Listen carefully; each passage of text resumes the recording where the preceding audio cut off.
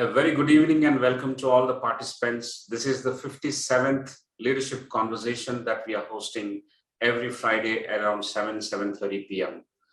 Today, we have a world-renowned scholar and a highly distinguished thought leader with us, Professor Jagdish Sheth, a name which is well known in India and abroad, is available with us today. He has spared his time to talk to us and clear some of our questions around why good companies fail.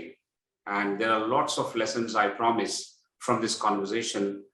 Let us, without waiting any further time, directly invite Professor Jagdish Sheth. Good evening, sir. Good morning to you at your time. Good morning, good evening, whatever time we can find. Yeah, there may be audience from all over the world. We don't know, right? Right, sir. What a pleasure to see you on the screen after this forced gap due to pandemic. I think we're all extremely lucky to have you with us, sir. Well, thank you so much. It's my privilege. On behalf of everyone at ICFAI, all the academic leaders, vice chancellors of all the universities, directors of all ICFAI business schools, tech schools and law schools, everyone has joined. Some of the students also have joined, leaders from outside ICFAI, leaders from the corporate world, and from all walks of life who have joined. I wholeheartedly welcome them to this leadership conversation. With your permission, sir, let me do a brief introduction and then kickstart your talk. Ladies and gentlemen, as I mentioned, we have the most cheerful and knowledgeable professor with us, Professor Jagdish Sheth. He's going to talk about why good companies fail. The schedule is very simple. The first half an hour is a talk delivered by the guest, that is Professor Jagdish Sheth.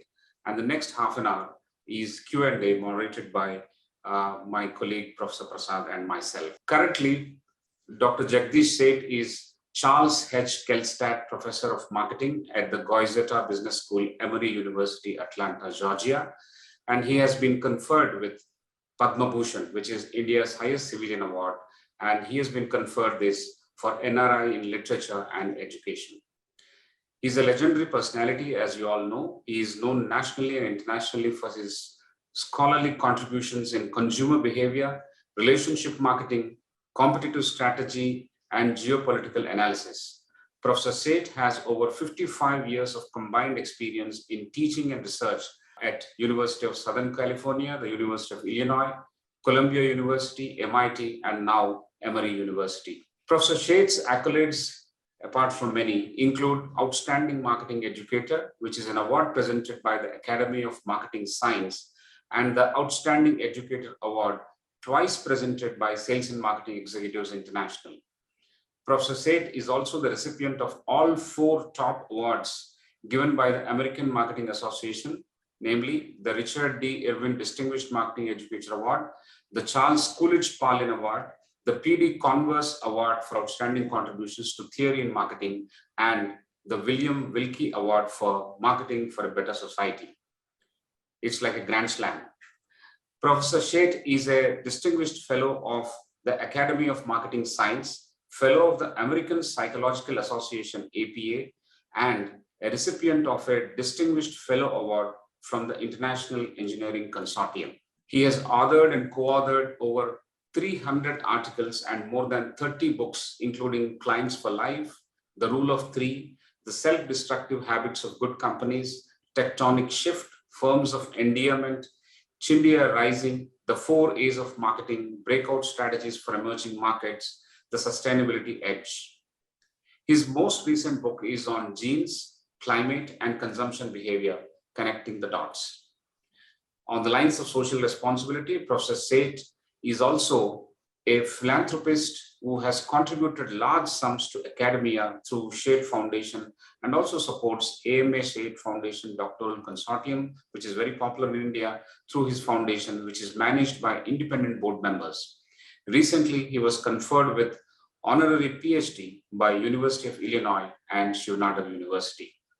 With this brief introduction to a very large and iconic profile that we have with us, I would straight away stop the screen sharing and request Professor Jagdish Sheth to start his lecture. Once again, sir, welcome to you. Kindly start your lecture. Thank you. Thank you so much, Sudhakar. It's always nice to be with ICFAI and you especially. because I really enjoy our interaction. When I visit physically, half a day that I spend at your campus, it's just great energy. And so this is virtual, so let's see what happens here. The topic is why good companies fail.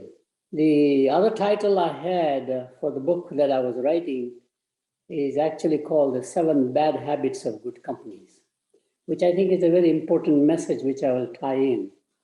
I will set it up first and then we'll show you some PowerPoint presentations so that you have some slides and you can see physically the thought process. But the most insightful question I've been never asked in my 50 years of consulting, advising, coaching chairman of large companies was more recent. This is the chairman of a very large telephone company, probably $40–50 billion. So it would be like the Aditya Birla Group, for example, or the Tata Group, etc. Very large company focused on the telephone industry.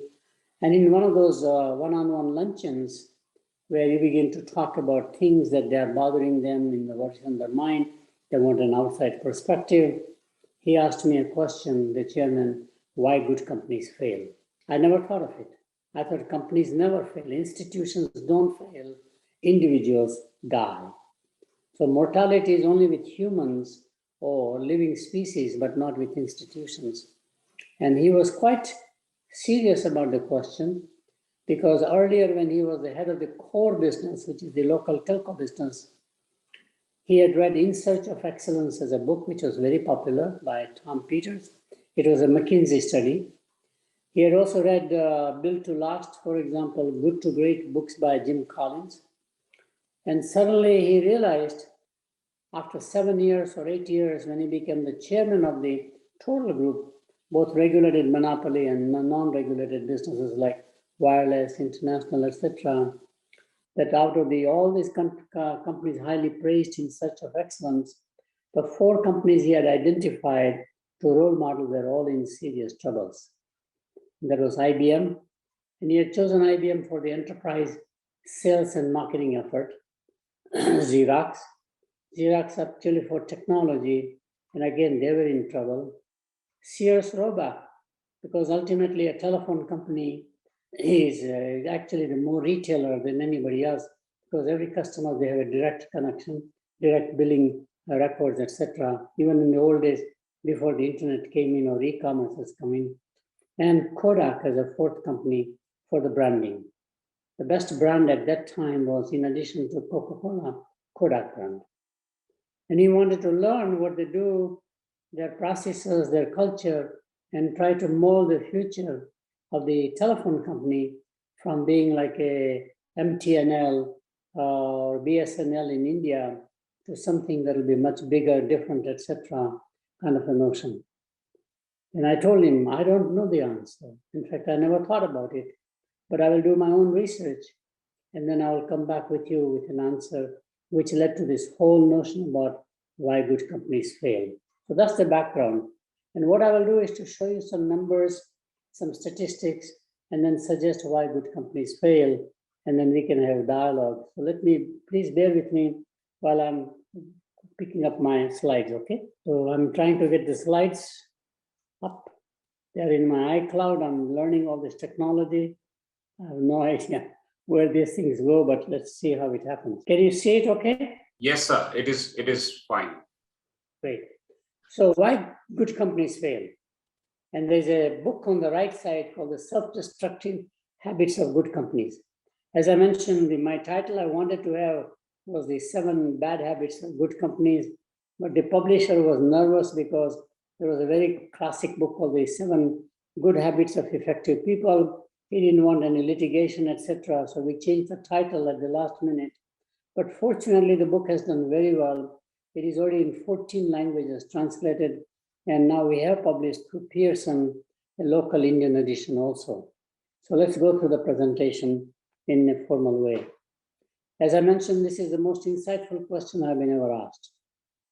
Many good companies highly praised in search of excellence in the 80s were all in serious trouble in the 90s. And we are trying to figure out why. Many companies used as role models for corporate leadership in Good to Great, excellent book again, are also not doing well. despite level 5 leadership, which is what Jim Collins had talked about. Here are some very interesting statistics. 1/3 of the companies listed in 1970 Fortune 500, which is based on revenues, list had vanished by 1983. This is like 1 decade, slightly more than a decade. Think about that. 1/3 of the companies ranked by Fortune 500 are gone in 1 decade.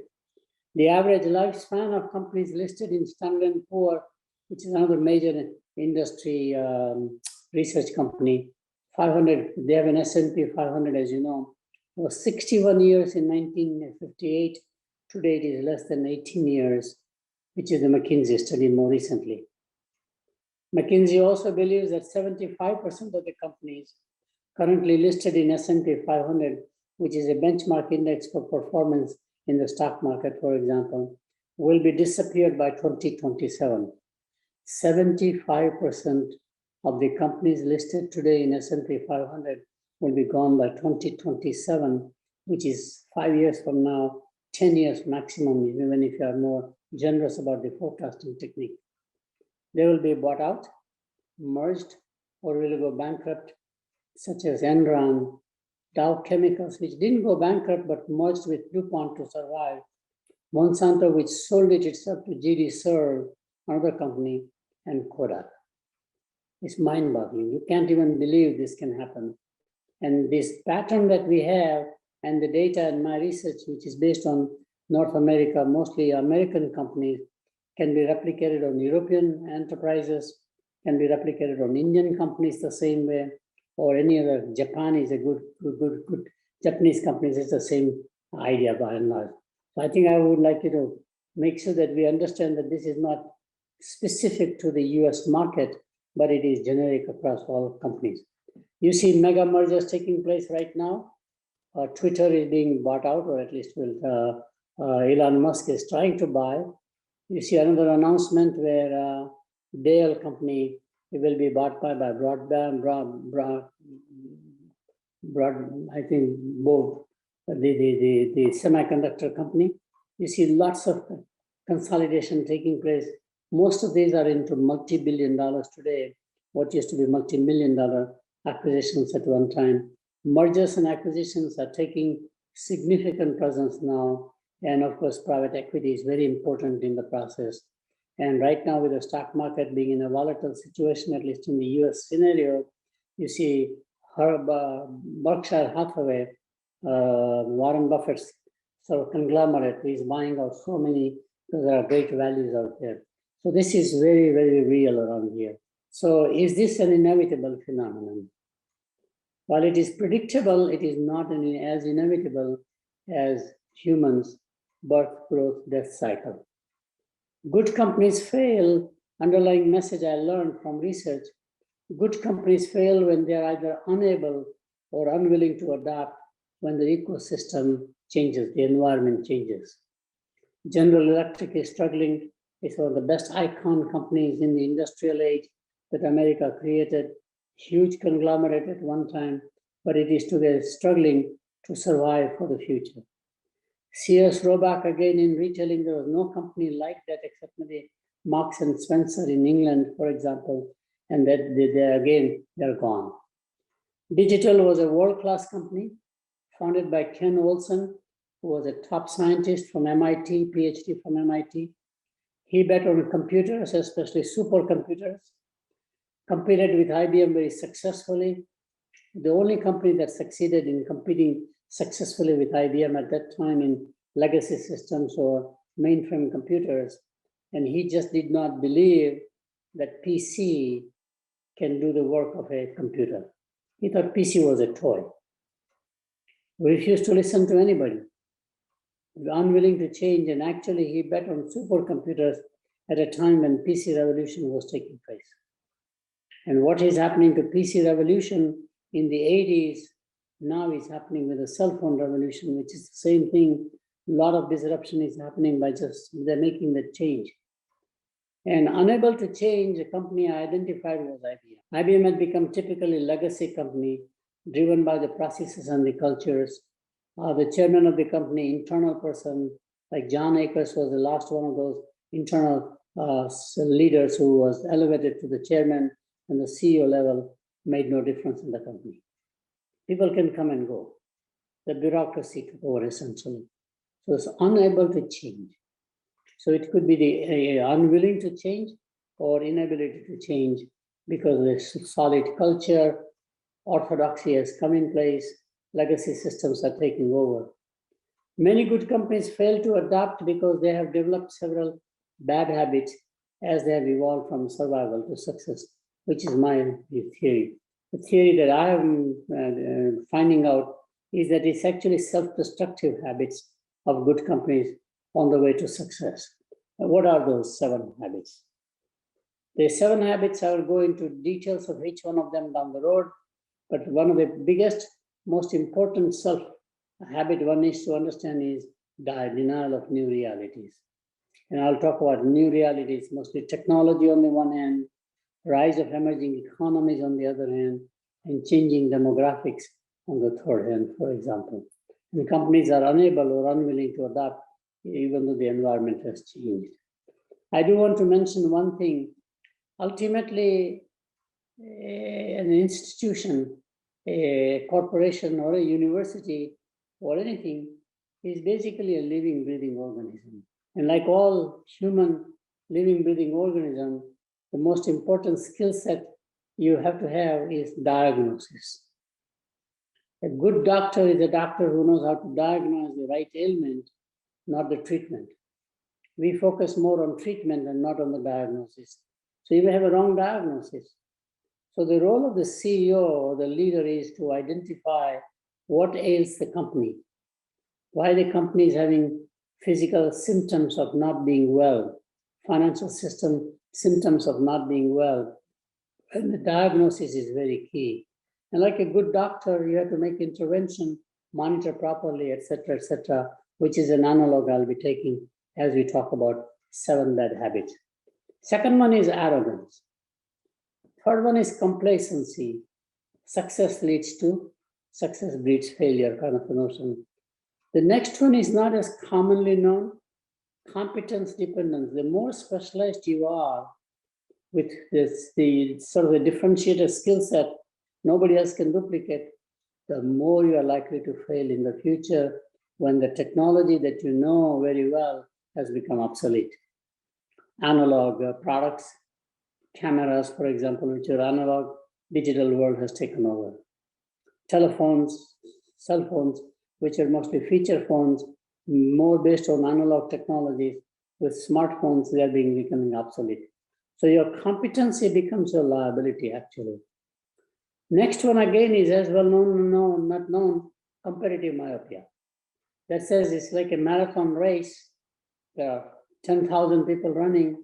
You are outdistancing, you are succeeding very well. There are 4 or 5 people around you, and you are only watching them constantly, not realizing there may be somebody from all the outside coming in and winning the race, as it happens in horse races, for example. The dark horse, nobody bet properly on that horse, and suddenly that horse and the jockey win the race.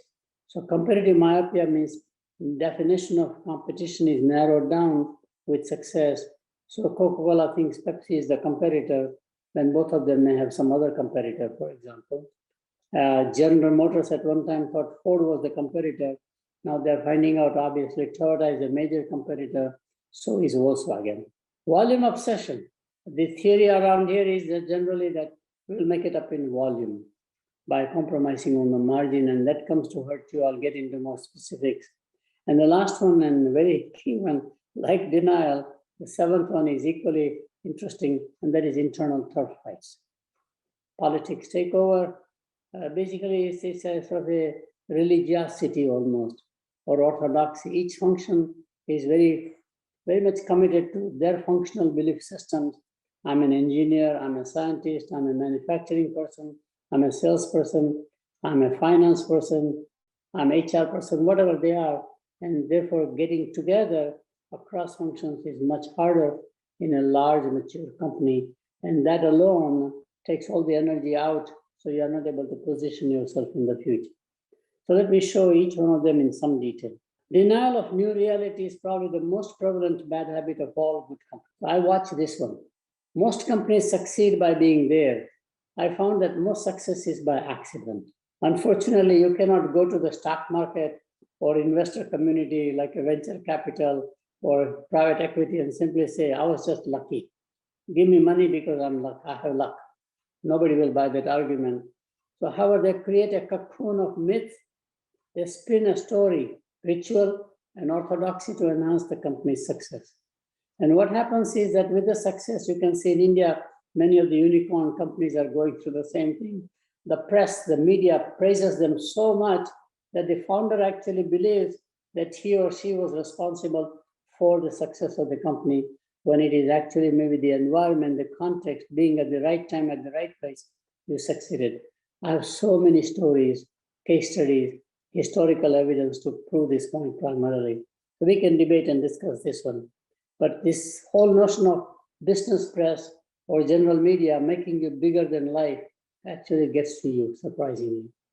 Denial of 3 new realities are most dangerous. Emerging disruptive technologies, what Uber has done, for example, to the taxi business. Changing consumer taste, this is the demographic side. Organic foods right now, for example, gluten-free foods, wellness things coming in. That's another one with aging of the population. At least all advanced countries are aging and aging very rapidly, and therefore the changes are taking place in terms of their basic needs, wants, etc. That becomes as a change, and you are unable to change. In fact, many of the packaged goods companies are struggling with this issue right now. They don't know what to do because the population for which they created products, where a typical household 18 to 34 age would be the household, which are household forming right now. They're having children, then they buy a home, which is very different than population is 45 to 60, or in some countries, 50 to 65, 15-year range. And therefore, they are unable to change the recipes to come out with low salt, low sodium, more healthy foods, etc., etc. And non-traditional global competition. And especially 2 countries which have become pretty significant global players in the world markets is China and India. There are countries from Brazil, for example, which have bought out large companies. InBev has bought out the largest beer maker in the world, Budweiser. South Africa Brewing Company bought out Miller, for example. Mexico has some very good multinationals which are on a global acquisition. But the real nation that one has to look upon here in terms of non-traditional competition from emerging markets is China. Who would have thought that China would have Lenovo company in PC business becoming a significant competitor to HP, Dell Computers, and to some extent, of course, IBM. They bought out the IBM install base in America, for example. Higher in appliances, the same thing. Whirlpool Corporation in America, excellent company. Electrolux from Europe, for example. Bosch companies, there are quite a few, but out of nowhere, Haier becomes a dominant player and is becoming global now. You can find the same thing, Huawei Technologies, Alibaba, Tencent. I can go on giving you names after names in steel industry, in aluminum industry, for example, not just the technology area. Every place you see largest Chinese banks now, all becoming global, either through acquisition or through greenfield expansion. So this is a very important one. So GE Appliances business is sold to Haier. They could not sustain the businesses worldwide or in America. JCPenney, one of the best retailers at one time, basically has gone through Chapter 11 protection, downsized a lot of stores. They're going through a painful process. And of course, gluten-free foods have become more popular, replacing the traditional food and the recipes. Arrogance. Arrogance is the second, there's no ranking here, but I think the sequence is okay. Arrogance is an overblown self-image or superiority and self-importance. Classic case is when General Motors was such a dominant player in America, largest employer in the country. Under one person's leadership, Alfred Sloan, 33 years he continued as the CEO and the president of the company. And in a public hearing, with the parliament, essentially what we call the Senate hearings, suddenly the CEO announces, remember, what is good for General Motors is good for the country. This is sheer arrogance. And that basically made them decline eventually. They did not even understand that Japanese can make good cars. Low-end prices primarily, such as Toyota Corolla or Honda Civic. These are all smaller cars for the American market, stripped down, no air conditioning, sometimes no heating, nothing, no electronics whatsoever in those days, obviously, but which is very fascinating. And they forgot that their competition may be a non-traditional competitor coming from a foreign country because they are so arrogant. Complacency. Complacency is a sense of comfort and security that past success will continue indefinitely into the future. This is generally true in family-run businesses. In family-run businesses, you have the legacy of grandparents, great-grandparents. You have a tradition with which you behave. Many companies are 500 years old. They continue the same way and suddenly it changes. Right now, I'm watching this huge disruption taking place with the diamonds. And India is the largest diamond cutter producer, but those are natural diamonds, which are becoming out of favor, surprisingly, to what would we call the chemical or lab diamonds. And I've gone to a lab diamond factory actually in Singapore, maybe 6-7 years ago, and I was amazed how advanced the technology is. And they can produce the diamond with a flawless color, D, for example, and size and everything that the nature cannot produce. And today, those are becoming very acceptable to the average population. In fact, it is becoming acceptable to very wealthy individuals, also families. So that's becoming a disruption right now. It's not just technology area or digital technology, but this is happening across all kinds of products and services. So taxi services by Uber, which we talked about. Baby bells were the local telephone companies like MTNL, for example, or VSNL, and they are all having trouble because from copper wire as a base, they cannot go into the digital technology. Huge capital investment that is already made, they have to somehow recover that capital investment before they can invest some other place. In short, success breeds failure. Complacency arises when a company's past success is due to its regulated monopoly position, like the municipalities, the power company, or the telephone company, or its distribution monopoly, very much like De Beers in natural diamonds, for example. They control at a wholesale level what is the supply function, or when the government owns or controls the company, the state enterprises, PSUs as we call them in the Indian setting. But state enterprises have the bureaucracy, the legacy, etc., maybe certain social obligation even to serve the society, not just focusing on the financial outcomes. And therefore, they are pretty much quite often become complacent, and they can be unlock their potential, but it requires intervention and change. Competency dependence. When the core competency or the DNA of the company becomes a liability, it results in competency dependence. It is what I refer to as the curse of incumbency. Classic examples of competency dependence are Singer sewing machines. Nobody does sewing anymore except by the garment factories. But they are also becoming more and more smart, digital, with electronics. A&P was a great supermarket on a private label. Everything had to be A&P. Suppliers made those private brands primarily. Coast to coast, first supermarket in America to go from East Coast to the West Coast. And they died because branded products became more dominant in the minds of the consumers. Marks and Spencer, great company again out of England, which is surviving in some places, including in India. There are some stores that I've seen, but again, as a parent, large corporation, it was a dominant retailer at one time. That's gone. And of course, we talked about Sears Roebuck. More contemporary examples include Kodak. Nobody thought Kodak will be out of business. Brooks Brothers, sort of the upscale men's clothing. Of course, they are now for women's clothing. Neiman Marcus, premium department stores, etc. I did a recent research paper on the brick and mortar retailing, the future of brick and mortar retailing.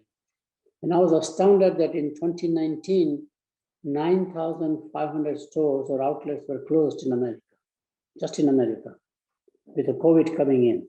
And most of them did not recover. Some of them, like major chains, shut down forever. All stores are gone.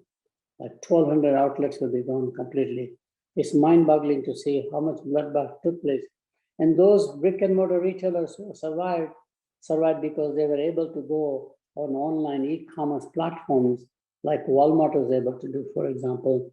Macy's as a department store is able to do, but most of the retailers believe so strongly in physical traffic that comes either in the shopping center or in a specialty store that they own, which stopped coming because COVID basically lockdown procedures came in many countries.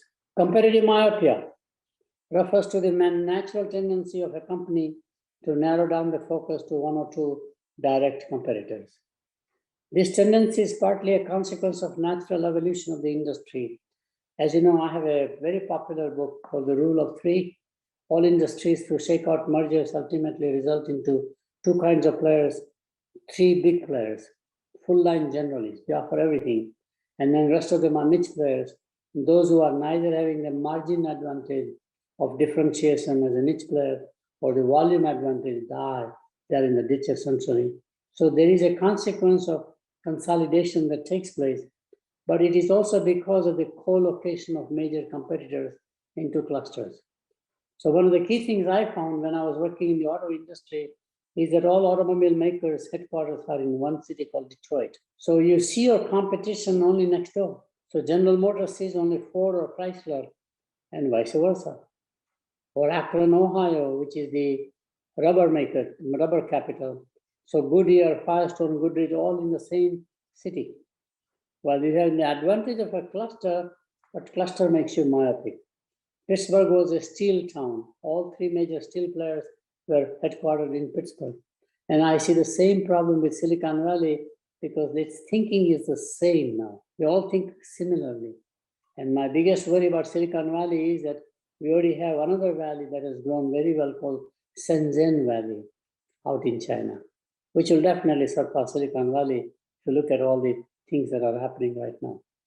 So competitive myopia also arises when the number one company is also a pioneer of the industry. Because once you pioneer an industry like IBM in mainframe computers or semiconductors or machine language, Kodak, of course, in filmmaking, Xerox in duplicating, etc., you become even more myopic. Because you believe in your own scientist, in pharmaceutical, it's very common, and therefore some other way of doing things is just not acceptable. And when the number two company becomes obsessive about competing with number one company, so they narrow down the focus. You are a number two company, like Avis Rent-A-Car against Hertz, for example, Burger King against McDonald's. They forget that there are other options or opportunities, and therefore they usually decline in the revenues or in profitability. A company acquires the bad habit of volume obsession when it is the pioneer of a high margin business like Levi's in jeans. They were a luxury product, usually farmers' highly utilitarian product made into a fashion. Levi's began for growth, high margin products, so you need growth. Stock market puts pressure on you for growth. So you compromise your margins and sell it through mass retailers like JCPenney or Sears, and you compromise your margin. Hoping that you'll make it up in volume. 1 or 2 years, you're doing quite very well because expansion takes place, excess capacity is utilized, you build new factories, but then afterward, your margin collapses. So I've seen that example across many, many companies, pretty much where the volume takes over and then they do not understand the margin concept, which is very important. It is a false understanding and matrix about economies of scale. In my research, this is uncanny. I still can't understand. We teach the theories of economies of scale in value add we do with our cost of capital, our labor cost, and of course, which is cost of capital is machinery, the labor cost and the management cost. But a company actually does value add in their factory only 30%. 70% is all procurement. In a PC business, procurement is 89%. So if you have the final assembler like HP or Dell Computers or Lenovo, you are making no money at all. It's volume-driven business. Money making actually is done by Microsoft or by Intel, now of course AMD and other chip makers. Interesting to watch. 79% of that 89 procurement, 11% only value add, 79% goes to two vendors only, mind-boggling. So they're laughing all the way to the bank while you are struggling to have margin. So the traditional theory that the more downstreaming, more value add, more branding you do, higher the margin, is a theory not validated. It's just the opposite. You have more margin now at the raw material level, industrial raw materials, more at a more fundamental resource, let's say crude oil, for example, as opposed to refined oil. And similarly, it happens with franchise operations. So this concept of economies of scale is really the economies of procurement. Most critical function in any company, especially value-add companies, is procurement. Even in IT services, it is the talent who you are going to rent out, who will be generating the revenue for you. They will do additional value add in the company. That talent acquisition is more important than talent development or talent training, for example. So that's very key to find. It accumulates future obligations. By the way, the larger you become, like General Motors or most of the airlines at one time, you have a huge future obligations because you sign a contract with the union for employee retirement plans and medical plans.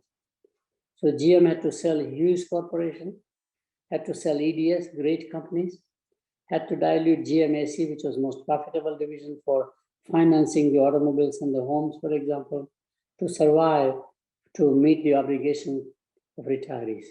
Because GM believed at one time that for one retiree, they will be hiring 8 or 9 new workers whose premiums for the membership in a union will survive them. It turns out to be opposite today.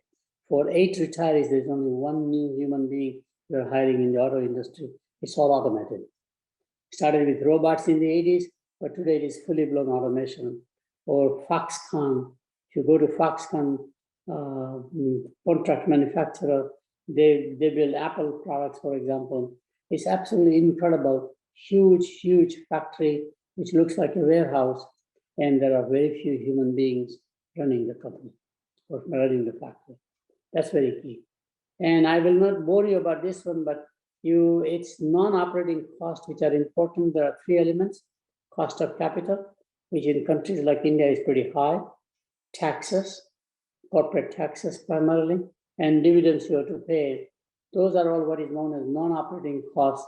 And when they become excessive for whatever reason, and your margins are not able to deliver even the non-operating costs primarily. So this is a bad habit one more time. The last one is the most interesting one. The root cause of turf wars is the affinity and identity to a functional discipline. We are all very loyal to our functional disciplines. I'm a mechanical engineer. I'm a chemical engineer. So I know chemistry very well. I know mechanics very well, but I don't know electrical, or I don't know electronics like the software. I'm a human resource expert. I can be a human resource expert in the company I work, or its customers, or its competitors, because I'm an HR person, I'm a finance person. So our loyalty and affinity actually, which is more like a religion almost, is to our function. And we don't want to concede our religious belief to somebody else's religious belief. So when you have committees organized across functions, there is no consensus. There's always debate, discussion, whose viewpoint is right or wrong, which is a very key area. And this is a key problem that arises in every organization, in any kind of a product team or any kind of a market team or however you organize. Turf wars arise due to organizational design. When you have product divisions, they, again, same problem that I talked about, or when you organize like a business unit, or when the company is dominated by a single functional culture. Motorola engineering, for example. IBM, engineering, science, whatever it turns out to be. Some places maybe sales as the dominant function. That's the culture of the company. So in CPG or FMCG, as we call it in India, branding and marketing will be the dominant function. Everything else is subordinate.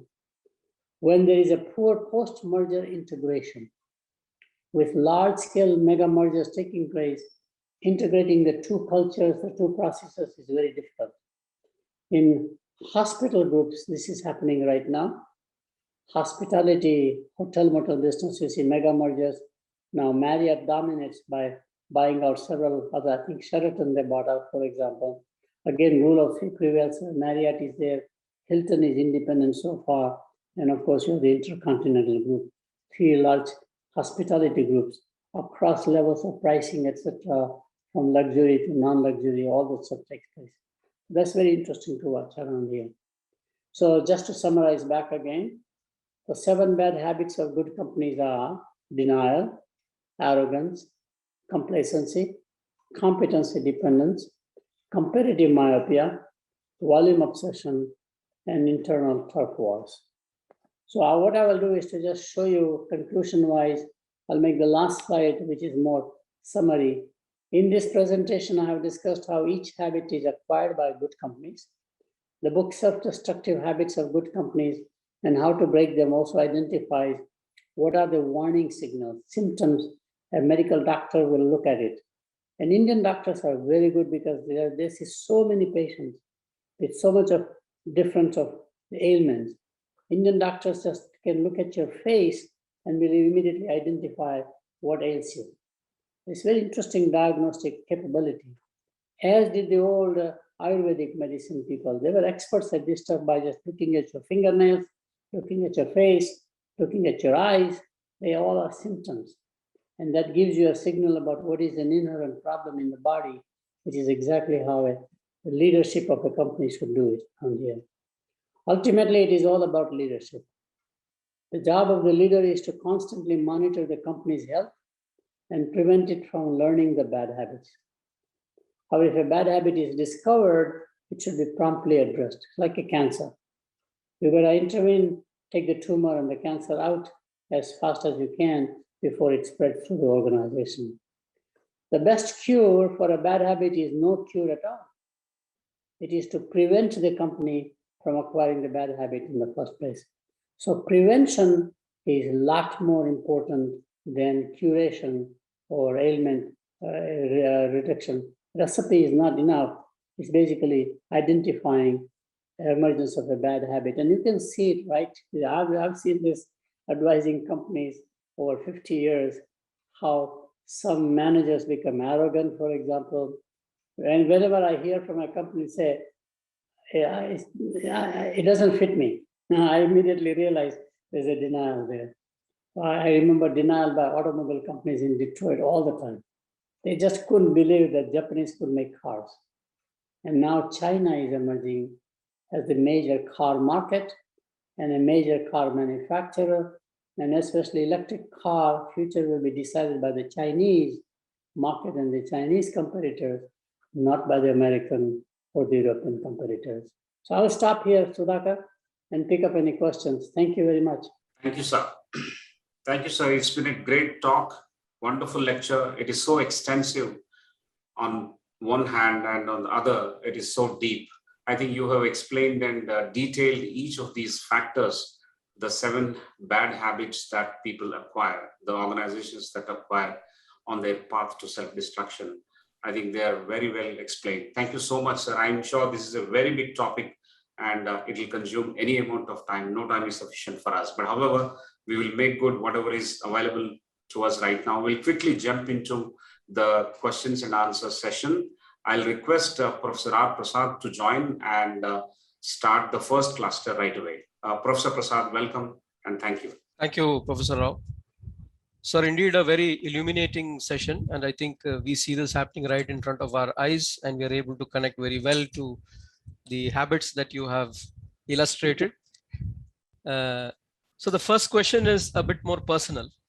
You have had a very illustrious career, and a lot of people look up to you in this fraternity of the audience.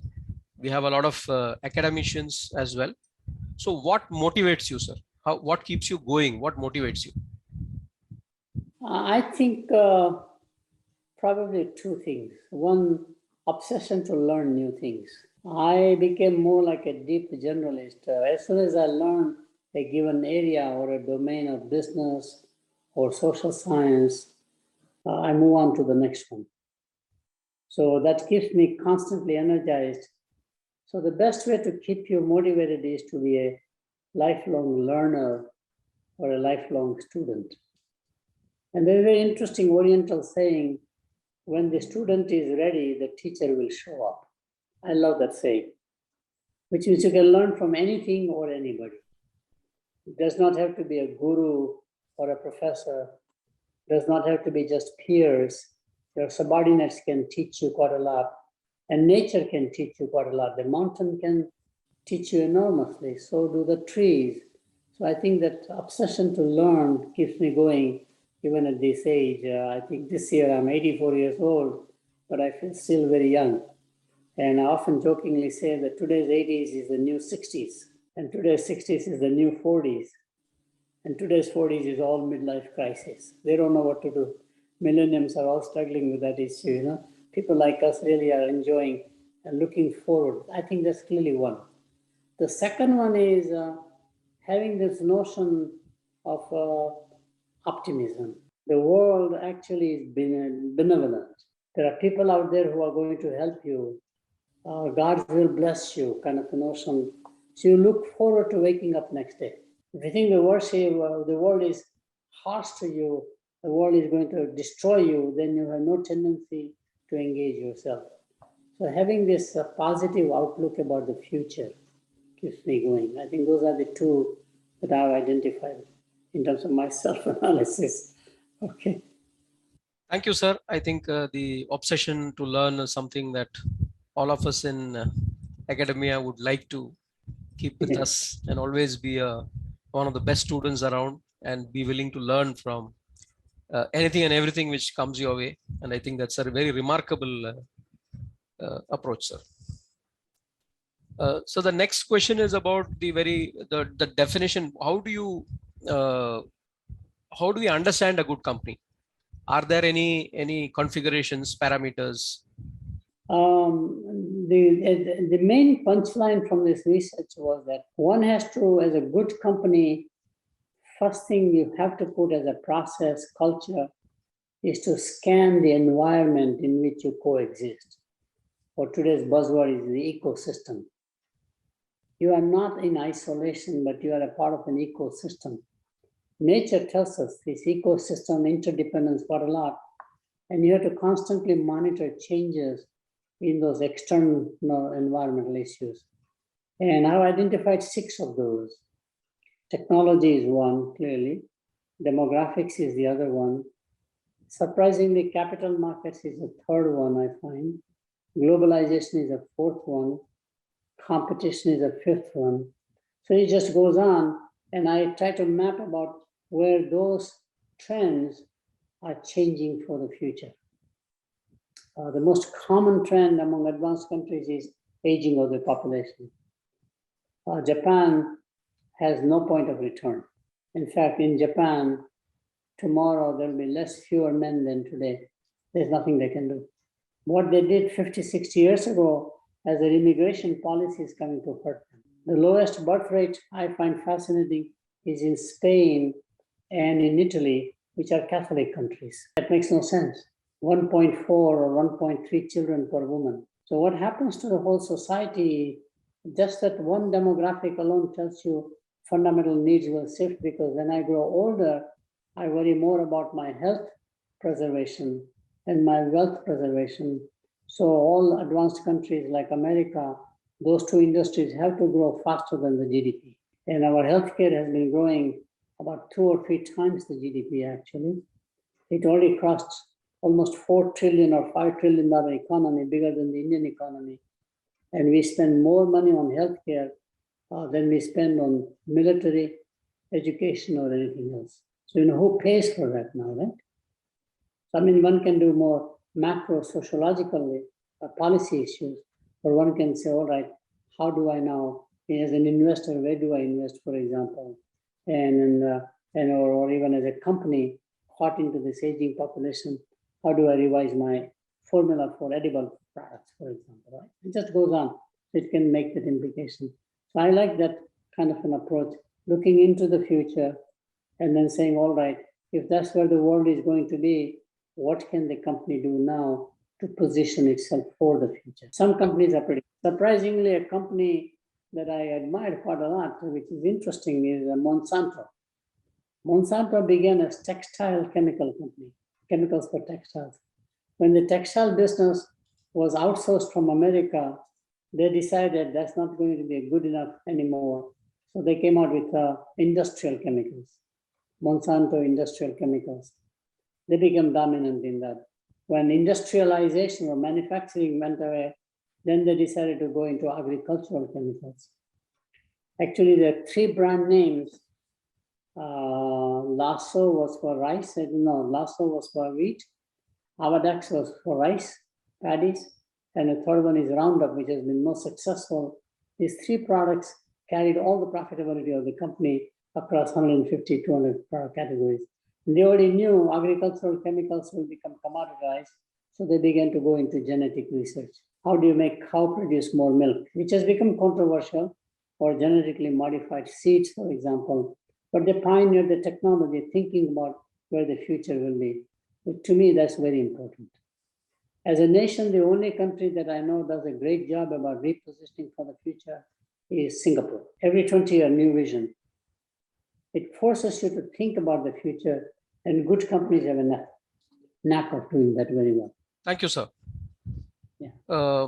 In your talk, you have covered about indicators. You have indicated about some indicators for what sets you up for failure. How do you interpret? How does a CEO or a leader interpret? What kind of indicators do they need to look at, sir? There are 2 or 3. One that I learned from IBM, John Akers, when I was interviewing him. When you know as a leader of the company, you make no difference. People say yes, yes, but they don't do anything else. They just do on what they want to do. Quite happens in a family business. You are the chairman of the company, and you have each one of these division heads or business unit heads, and they do what they want to do as CEOs. They're all professional people. They believe, the family is fine. They really don't understand the complexity of the business. They're good investors, shareholders, and they're grooming for their grandchild to take over the business, but they don't understand the reality of how to run a business, so they ignore them. So generally, I find that's very common all over the world. When you, as a leader, nobody's listening to you. They're paying lip service, but they don't mean it. So change does not take place. Same IBM example, they had people always brought from within the company as the chairman of the company or the CEO. And after this huge problem, they brought an outsider, Lou Gerstner, who had no background in technology. And of course, he's run by IBM fellows who are really Nobel Prize winners. Armonk is like the Mecca, or the religious place for science and technology. And they really dominate the culture. Now here comes a person with no technology background from packaged goods industry. He clearly sees the issue, and he's able to now bring everybody on board in a systematic way by having an external focus on the customer. Injecting the customer in every dialogue brought about a change. And then Sam Palmisano, who succeeded him, Lou Gerstner came for a short time and went out and became private equity holder primarily, which is very interesting to watch. So it is possible to change, but it requires that. So that's clearly one. Second one, I find it's very important to rotate people from one functional silo to another functional silo. People get used to being an HR person all their life. They retire out as HR. So they all know about HR. They are part of the, the national HRD, organization. HR meets HR people only. So they become very myopic. It's very important to make an HR person head of finance. Companies will not do it. They're so nervous about that. Or a CF, finance guy, make him in charge of manufacturing. Now we try to rotate in large multinationals. So you make sure that Indian market, if you have, don't make an Indian person as the head of the country. because he or she will see the world from the Indian perspective. He or she grew up that way, knows all of the politicians accordingly, knows there's some friendships, etc. Put a Korean in charge of India. Totally uneasy. If he survives, you know he has a talent to survive. Put an Indian in charge of Brazil, where the language is different, culture is different. This is one of the reasons why Indian leaders are rising worldwide, because they have gone through, starting with a multinational from India, they go to Thailand, they go to the Middle East, they go to Africa. I mean, they have gone so many experiences, like a diplomat will be. So they are much more rounded global leaders, which is why if you look at Microsoft leader or Google leaders, these people have all done multi country experiences. Or at one time, what Unilever hired people and rotated them all over the world essentially before they rose into the organization. I think that's the second major way we try to bring about a change in the culture to be constantly in the future, pretty much so. The third one really is to go through a formal exercise and put down, and 3M company did that. Jacobson was the CEO when I met him. And he found that, we just did a simple analysis that 90% of all the revenues were coming for products that were 10 years or older. 3M company prides being innovative, but the market was basically the same old products were selling very well. Whether it's a Post-it notes, Scotch tape, or whatever it was, there was no real innovation or invention taking place. No new markets they had experienced. So he put a mandate that so much of revenue has to come from newer markets or newer products, and that brought about a significant change. So there are many ways of bringing about a change. I think it's adapting to the new environment is a very key one. How do you make organizations don't become legacy essentially or orthodoxy? Thank you, sir. I think you also given a good number of suggestions about how to improve on things if you find yourself in a situation where things are not working, though you did prescribe that you should not get into the bad habits in the first place. With this, sir, due to paucity of time, I'll hand it back to Professor Rao to ask the next cluster of questions. Okay. Thank you very much, sir. I'll again focus on a couple of questions, and we are exactly at 11 a.m. of your time, sir. I'll request you to bear with us for a few more questions. Why did Tata Nano strategy go wrong? What was wrong with the decision-making process behind this concept, according to you, sir? I think ultimately, fundamentally, it was positioning the product. It's not the plant being built in West Bengal, which eventually had a problem, bringing to Gujarat, supply chain, etc.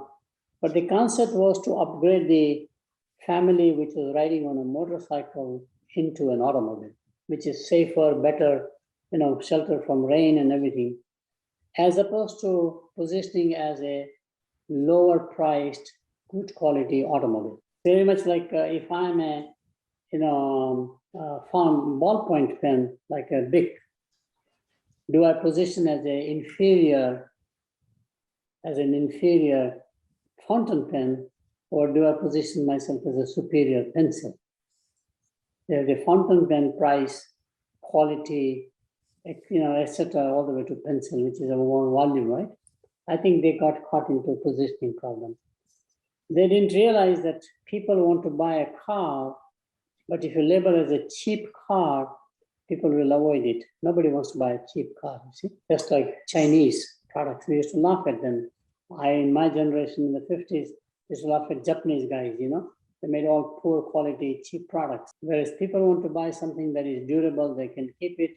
And it's a very conspicuous product. In other words, brand name shows who you are. It reflects who you are. So given that nature, again, everything, design is great. There was a need for that one. In fact, I will tell you, I worked on a car like that at General Motors Tech Center. We used to go Super V, very small vehicle, under $1,000 at that time. That was the goal. And ultimately, the engineers and scientists design what looks like what is called a bobcat, which means you're like a motorcycle.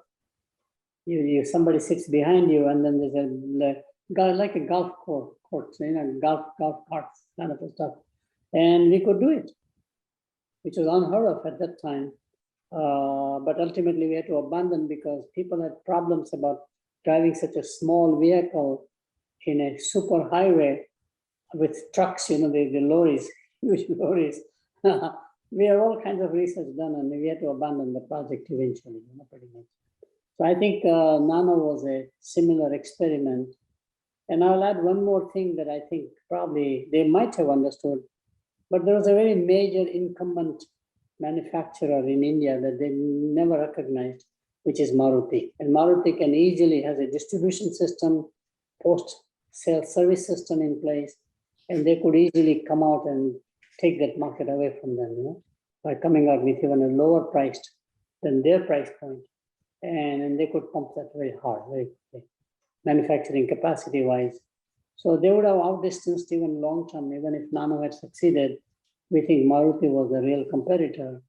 They thought the competitors maybe Ford, maybe, Hyundai, maybe, other companies. But it's not a failure. I always think that these are not failures because you learn so much about technology. You learn so much about metal bending, putting, the chips inside. It's a fascinating industry. I love automobile industry, so I can talk on. Fantastic, sir. I think as you listed out, it is a positioning failure or a wrong positioning of the product that they developed, and not because of other reasons that are generally cited for the debacle of Nano. And the other thing is you don't, either you succeed or you learn. These are the two aspects that happen. Yes. Thank you very much, sir, for that response.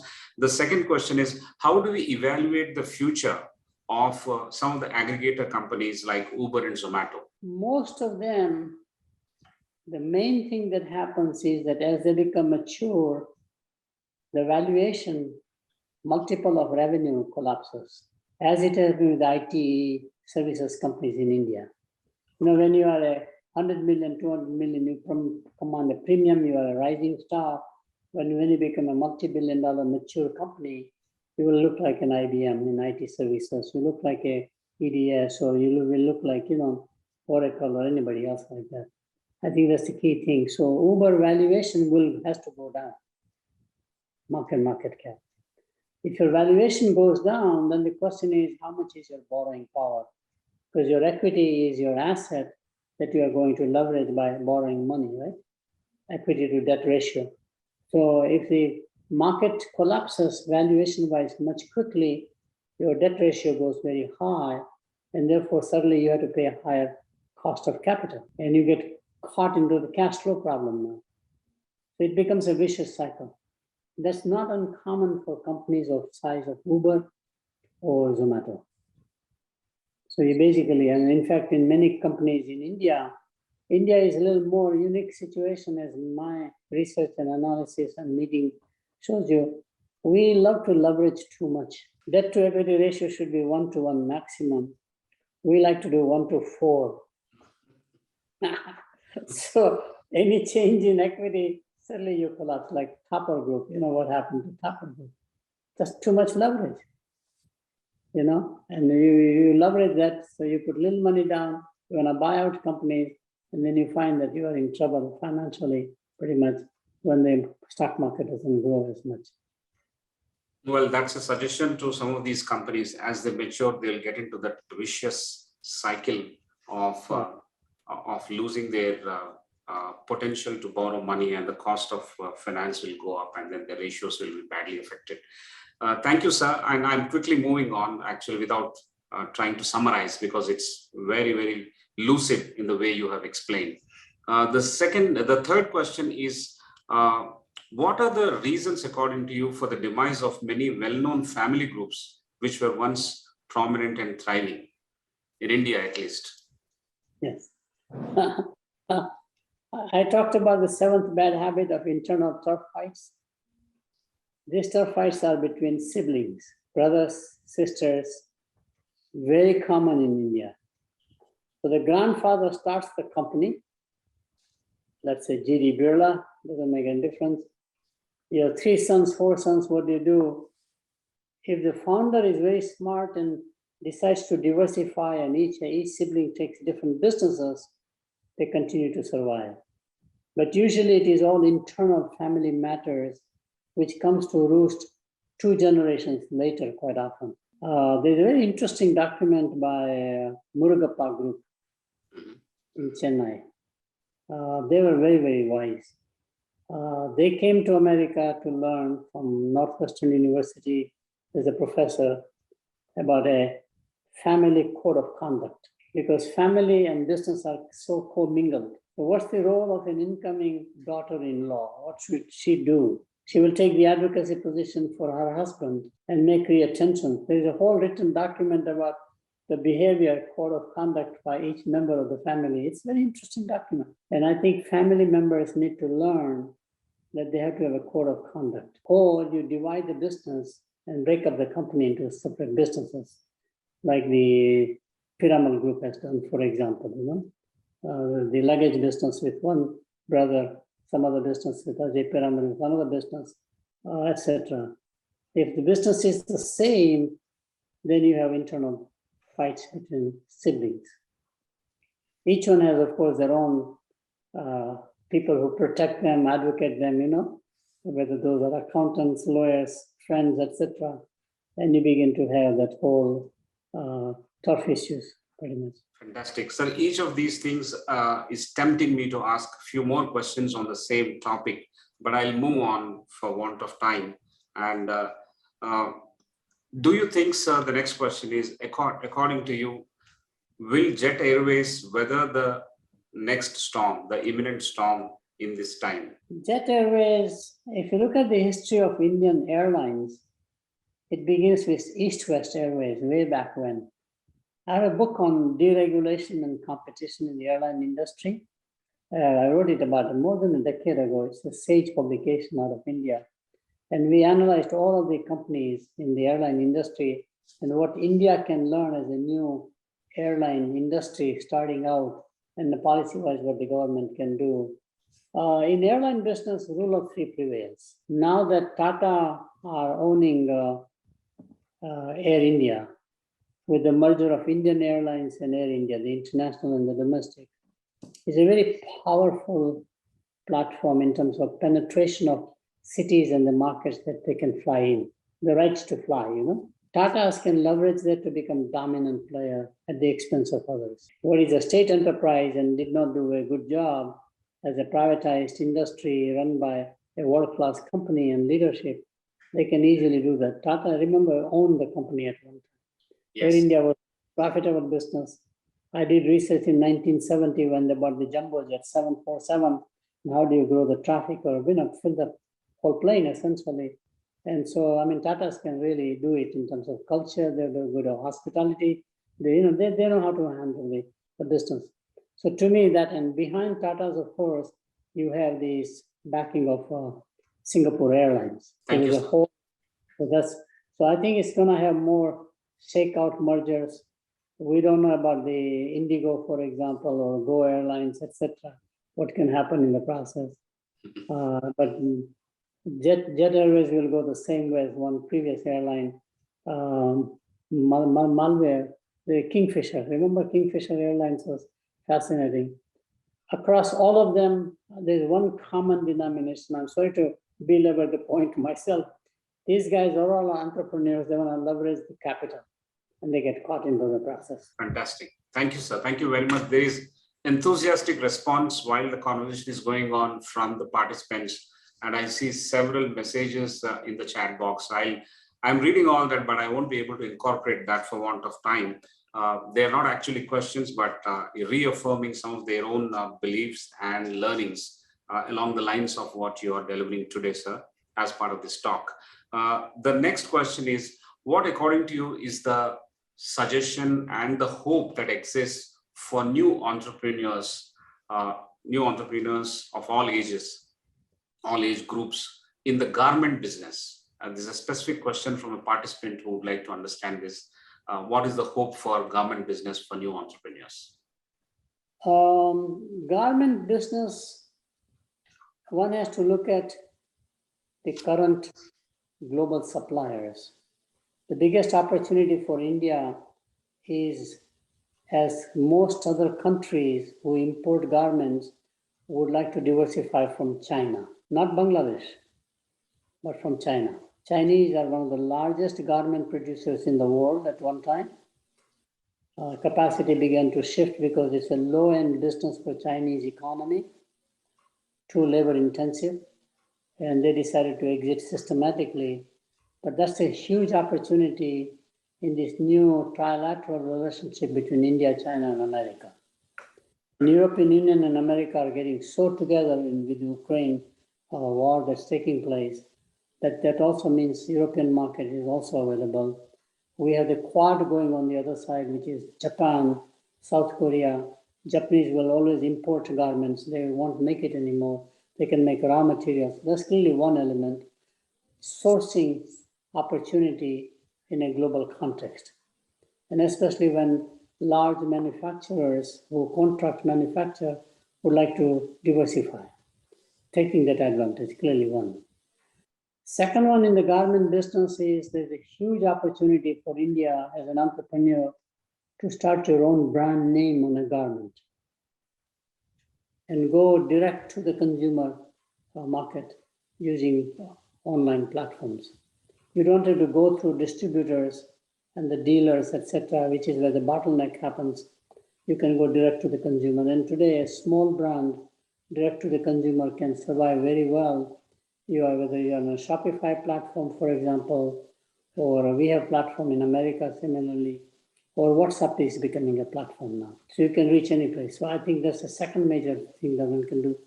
Most important competency in garment is not the stitching and the ultimate value add that you do, finished product, but really raw materials.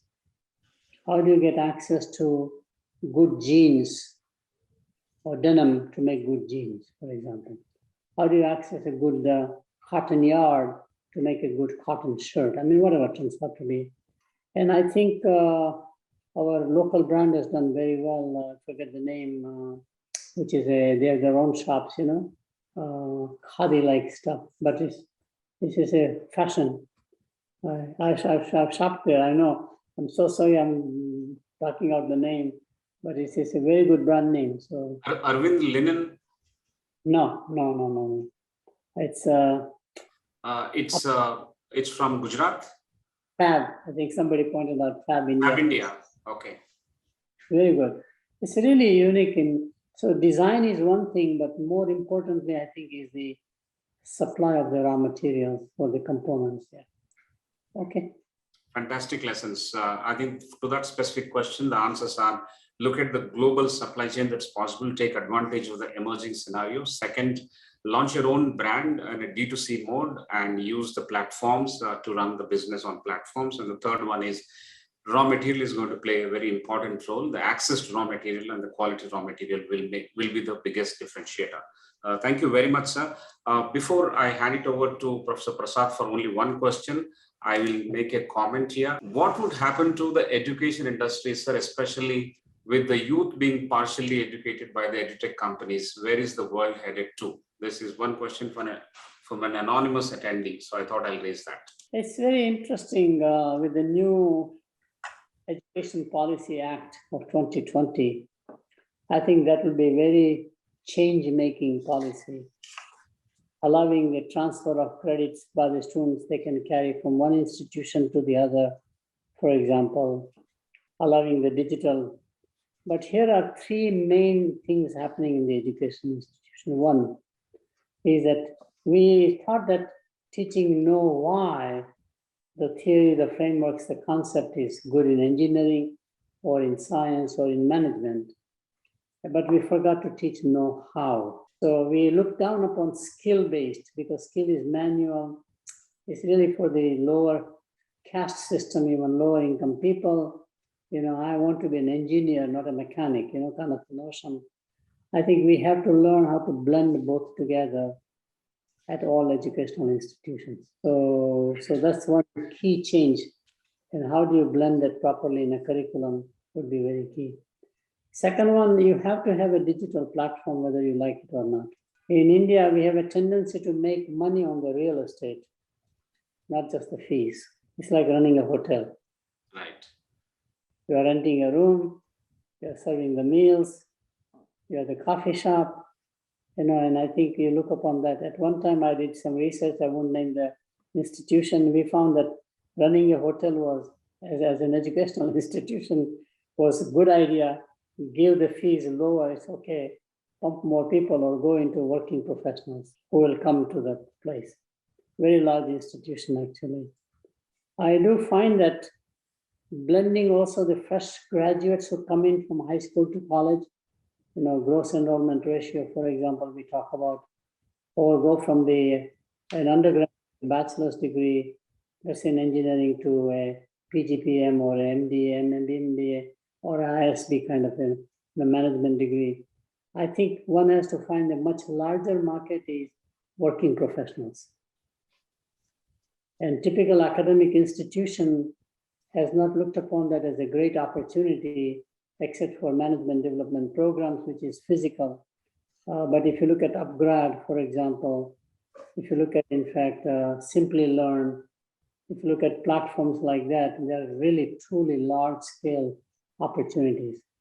So working professional market is always much, much bigger than the young students coming in. So the market definition is another key issue there, pretty much. But I'm very positive about the new Education Policy Act. I think it's going to disrupt a lot more than we think. Government has already announced they have an intention to start even a national digital university, which is going to have a huge disruption if it succeeds very well. I think the market is very ready for online programs. There are many institutions in the US, world class, who have figured out that online is as legitimate. It is not an inferior product. It can be done as well and maintains the integrity, the quality, the accreditation, all the stuff pretty much. So I have become more and more positive toward the online education. In fact, what is peripheral or complementary can become a core, and physical becomes the complementary or peripheral. You have an online program, but then some physical get-togethers periodically, which is very interesting. It's basically, periphery becomes the core and core becomes the periphery. Fantastic, sir. Fantastic. You have actually emboldened us by this response.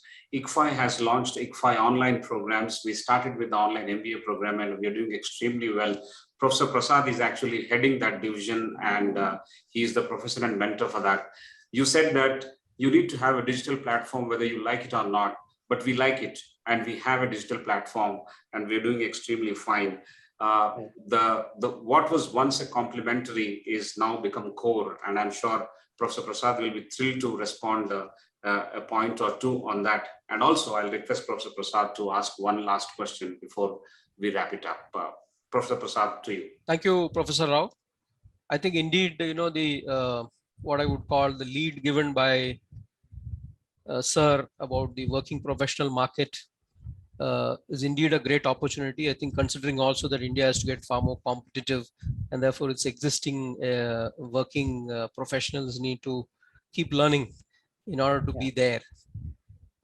So the question that I wanted to ask is, with so much of entrepreneurship emerging from India, what kind of opportunities do you think India needs to focus on, its entrepreneurs need to focus on? Which are the areas and opportunities that you would prioritize? There are 3 or 4 key areas in very large buckets, and there's a common denomination. The hottest markets are consumer packaged goods industries. There's so much of opportunity. Let me just maybe set it up in a proper way. Even today in India, 60% of all consumption is unbranded products, street vendors, recipes. It's a gold mine of opportunity when you take a given shop wala, a mithai wala, who Haldiram all over kind of a notion. Haldirams have done a great job of taking their brand and make it into a global brand in many ways. So the idea is that in the old days we used to say think global, act local. Today it's the reverse, think local, act global. I can go to any city and I will always find somebody's recipe so exciting. People wait in line actually in the morning to get their breakfast item or mithai, sweet. I think one can package, promote, etc., convert into unbranded consumption to branded consumption. That's clearly one change. Second one is same thing, unorganized sector. Can you organize it? Which is usually through e-commerce platforms. If you look at a Flipkart, for example, or Amazon in India, they actually serve second, third, fourth tier cities better than the metro, because metro, I can even get it physically delivered right then and there. In many of these second, third cities, there is no other choice. It's Sears Roebuck in the old days in America, where they went into rural markets and they found they wanted watches, for example. Nobody could sell watches. There are no jewelry shops. It's very interesting. That's, to me, the whole consumer sector is about to change permanently. Branded rice, branded wheat, branded atta. Young people want all branded products. That's clearly one big market. Second big market is just the opposite, which is defense. And as Indian government privatizes the defense industry and allows private sector to engage in the, I think that's a major, major thing, because India is and will become a dominant defense weapons buyer in the world. The latest data shows you that Russia or Soviet Union, last year we bought $23 billion of Israel. We are the largest customer of Israel. We bought about $5 billion from the US, and that volume will go up more and more with the new alignment. So defense is a huge, huge opportunity. Not the ultimate defense, but all the component making. There's a huge, but 4 or 5 deep supply chain. And you can be one of those little cogs as an entrepreneur in this big opportunity. Third one is infrastructure, clearly. And you can be a good entrepreneur, start there. I think that's one more area. So opportunities are plenty, but every place, ultimately what matters, the simplest opportunity, if you want it to be opportunistic, is take anything that we do manually, which takes a lot of time, effort, imperfection, quality assurance problem, and make it online through app. I mean, think about shadi.com. 15, 20 years ago, nobody would ever thought, unless you advertise in a local paper or in the Times of India in different editions about boy wanting to marry a girl in the family with classified ads, as we call it, today shadi.com and its counterpart, Naukri.com, same thing on the employment side. It just goes on and on. It's infinite possibility in India, where everything that is manual today, I can make it into an app, scale it up properly, and either I exit or I continue working in the business. It's very much possible. Bangalore shows you quite a few companies who have done very well. Healthcare is another one, and just goes on and on. Personally, you make the whole process smart. So you have a data and make it more efficient. So I'm very positive about opportunities in India. And then the next area that I do a lot of significant research and some advising is make it here and market it there. So you can invent in India, but you don't have to market in India. You can market in the rest of the world sometimes. Always happens. Seems like opportunity is some other place than where you thought about it. And then so that's another rule that comes about. Okay. Sure. Thank you. Thank you, sir. I think the core of what you said is about digitization, digital transformation, bringing that into all the products and services that we are currently engaged in, and seeing how that can also be used globally. And then from the, you've also spoken from the unorganized to the organized sector transformation, and seeing how one can add value. And of course, the huge opportunity which exists in the packaged goods sector. Thank you very much, sir. Back to Professor Rao. Thank you, sir. We have completed 90 minutes of this conversation. Thank you very much for this wonderful session. I'm going to wrap it up now, just a few bullet points, and then we will close the session with your permission, sir. Allow me to summarize. It is very difficult to summarize what Professor Jagdish says, because it is already quite lucid and very clear, in depth, and quite powerful in the way that you have presented and explained to us. So thank you so much. I think we started with understanding why some of the large successful companies, once the exemplars of business excellence, are found to decline and face disaster. Understanding why powerful companies fail and how to avoid such failure is one of the holy grails of business and management research. Perhaps this is one of the most common business phenomena, but is also one of the most perplexing. When successful companies face big challenges in their environment, they often fail to respond effectively, unable to defend themselves against either competitors armed with new products or with new technologies or strategies. They watch their sales and profits erode. Some of the best people leave and their stock valuations tumble. So you have identified the 7 habits which are self-destructive to these companies. And you mentioned that one needs to actually prevent. Prevention is better than curing these habits in order to not to fall into the trap of destruction or failure. And these are very eloquently explained by you. Thank you so much for that. But the root cause, or it begins with the leader and ends with the leadership. I think that's where companies will have to focus on. We need to have right leaders at the top who constantly diagnose like a medical doctor and keep on monitoring the health so that we don't fall into that trap of failure. It's all about leadership, and we need to continuously monitor the health of the organization and prevent it from learning such bad habits. And that's a wonderful statement that you have made.